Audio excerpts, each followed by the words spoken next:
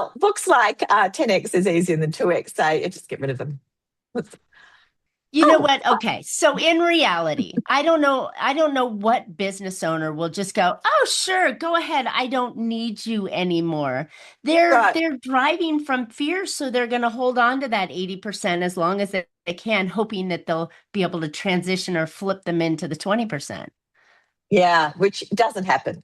I mean, people show that, or organizations show their characteristics already. A vendor is not going to be able to change that. So, yeah, I go through three different options. It really depends on whether your business sells reoccurringly or Hmm. sporadically or on a one off basis. Now, look, if you sell one off, great, that's fine. You're a real estate agent or a finance broker or something like that, where you have a one off sale. Actually, that's not true. Finance brokers have long term relationships, but real estate agents typically might have one offs. And that's great to then focus on the 20%.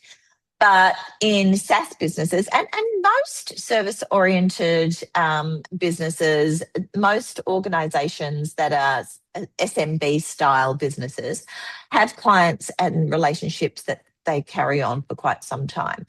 So the The first good ones option, do. the good ones do.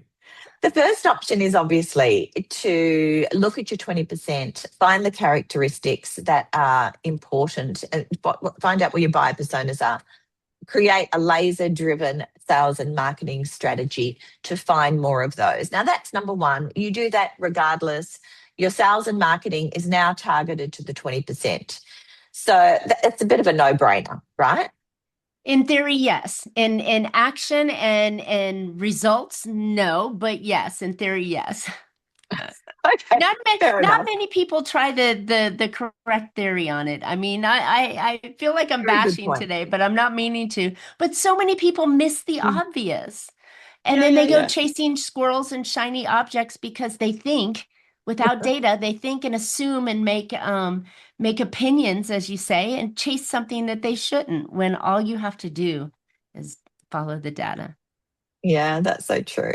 I And know. look, I have to admit, the process makes it easier because once you have objective metrics where the management team have bought off and signed off on and distribute throughout the organization, people get it. So you don't have your services team working against a different lot of KPIs to sales team to finance team. Yes. Everyone has the same set of KPIs. It actually is easier. Salespeople like talking to the 20% because the 20% typically value the organization more than the Mm. 80%. Life becomes a lot easier. We have a very laser focused way with which we're going to market and sell, and everyone's singing out of the same hymn book. It is actually easier. So Wow. that's one positive, if you like, but you Yeah, do that's need to get definitely that a time out. positive. When Yeah. it makes business easier, that's of course it's always better that way. And I Yeah. think, like you said, it just feels right because everything lines up. It's a natural conversation.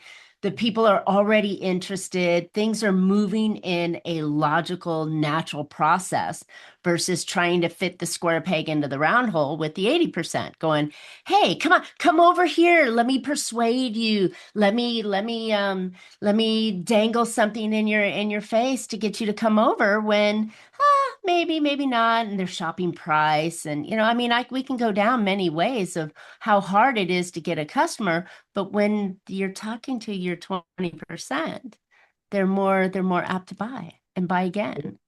Yeah, absolutely. You nailed it, Marcia. Absolutely. So true. I love All right, it. I let's love get it. back to the 80%. So, number one, focus on sales